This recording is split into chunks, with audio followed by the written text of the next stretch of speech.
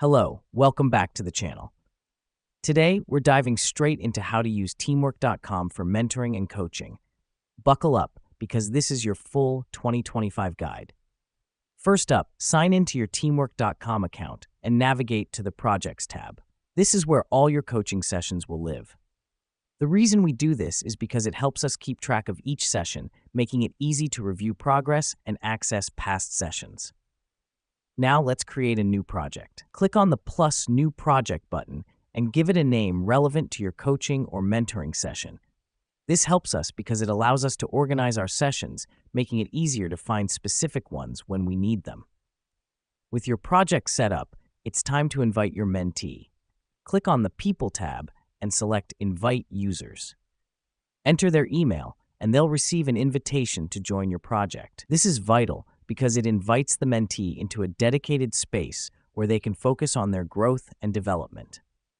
Next up, it's time to set tasks. Click on the Tasks tab and create task lists for each of your coaching sessions. The reason we do this is to outline what will be covered in each session and track the mentee's progress.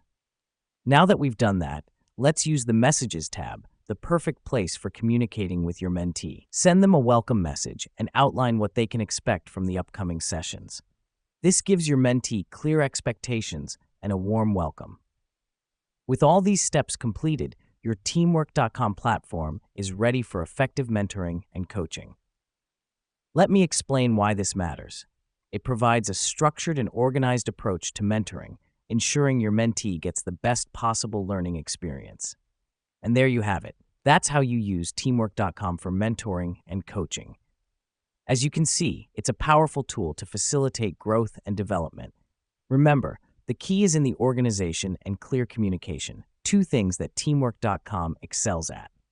Thanks for tuning in, and see you in the next video.